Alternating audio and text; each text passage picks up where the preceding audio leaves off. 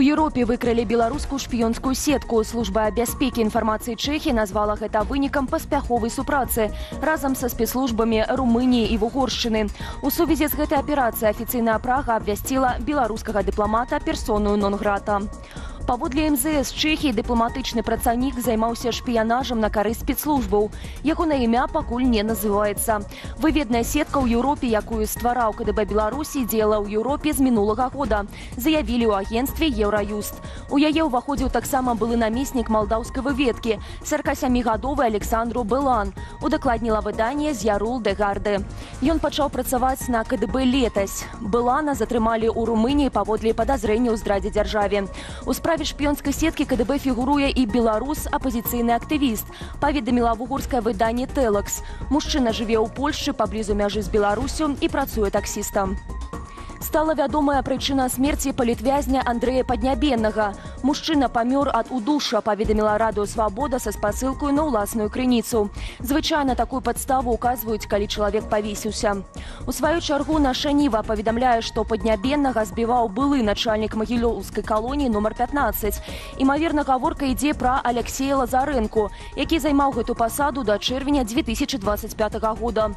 Лазарэнка вядомы сваімі жорсткім абыходжаннем з вязнямі, супраць якіх выкарыстоўваў псіхалагічны і фізічны гвалт. Летась стала вядома пра смерць 22-гадовага палітвязня Дмітрыя Шлітгаўра, які, імаверна, скончыў жыццё самагубствам. А 3 верасня ў адной з камераў знайшлі мёртвым Паднябеннага. Мужчына быў асуджаны на 16 гадоў і 8 месяцаў. Большасць беларусаў, што падпісалі кантракты з расійскай арміяй, сёлета за першае паўгоддзя мелі судзімасць. Такія звесткі падаюць кіберпартызаны. Хакерская група прааналізавала спіс беларускіх наймітаў, апублікаваны раней украінскім праектам «Хачу жыць». У гэтым шэрагу 596 асобаў.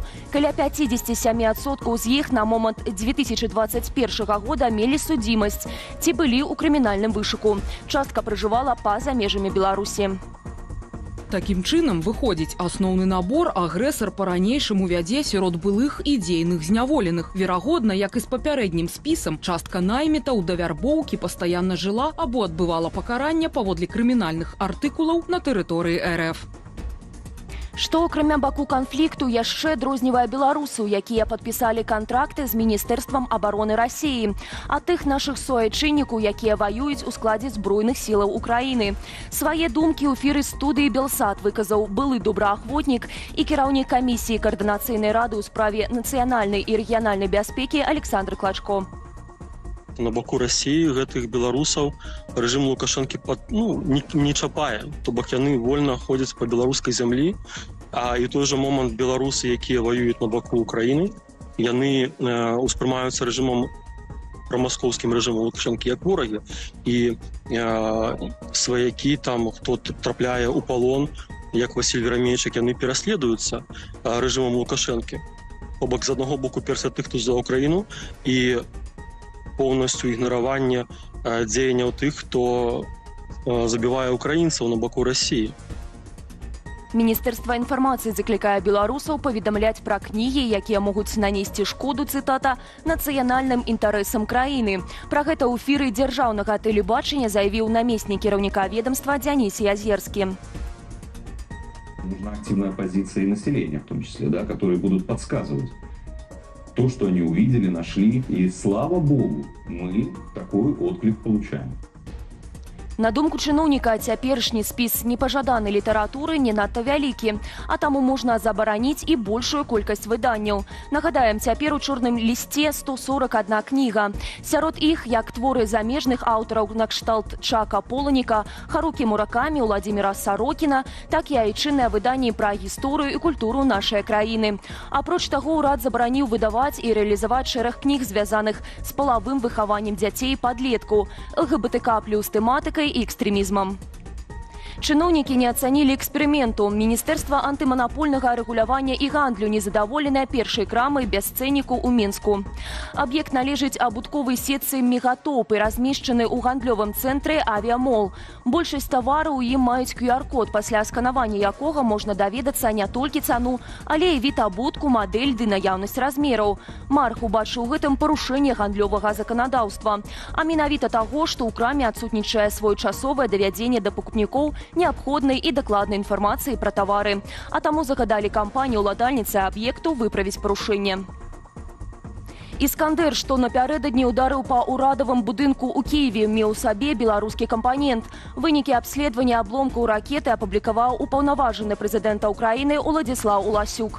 Чыноўнік кажа, што ракета мела больш за 40 замежных кампанентаў, большасць з якіх амерыканскага і расійскага паходжання, а таксама 5 беларускіх кампанентаў вытворчасці інтэгралу.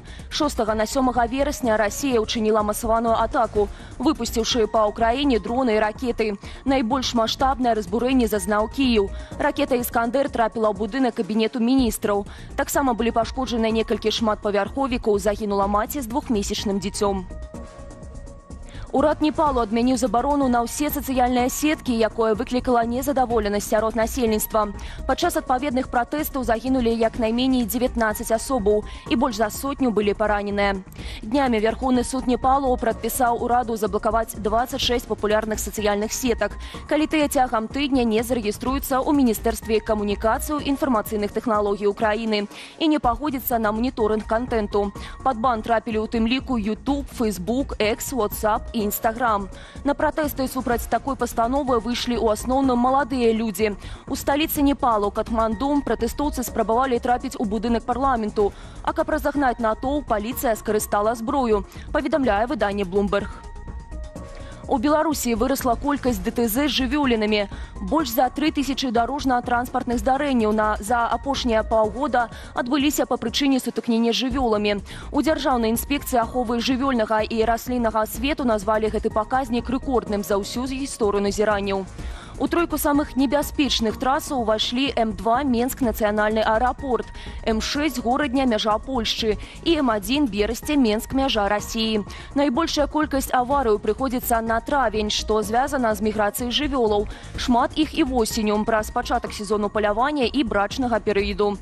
Паведамляецца, што падчас ДТЗ з пачатку года загінулі амаль 3500 жывёлінаў. Найчасцей пад кулы трапляюць касулі і ласі. У Беларусі зменяць правілы разыграння пуцёвак для палявання на мядзведзя. Пра гэта паведаміла беларускае таварыства паляўнічых і рыбаловаў. Пастанова прынятая праз 2 месяцы з пачатку сезону. Кіраўніцтва таварыства растлумачыла, што колькасць дазволу на паляванне абмежаваная, а колькасць ахвочых упаляваць мядзведзя істотная. Таму права на здабычу гэтай жывёліны будуць разыгрываць толькі сярод паляўнічых, якія не перамаглі раней у такіх разыграннях. На чарговае, што мае адбыцца сёння, падалі 321 заяўку. Паляванне на мядзведзя ў Беларусі ўпершыню ў незалежнай гісторыі дазволілі з 1 ліпеня. З таго часу паляўнічыя застрэлілі 10 жывёлінаў. На гэтым я з вами развітваюся, захвочу ставіць лайки, каментаваць і дзяліцца нашым выданнем, калі гэта для вас бяспечна. І да сустрэчы ў эфіры.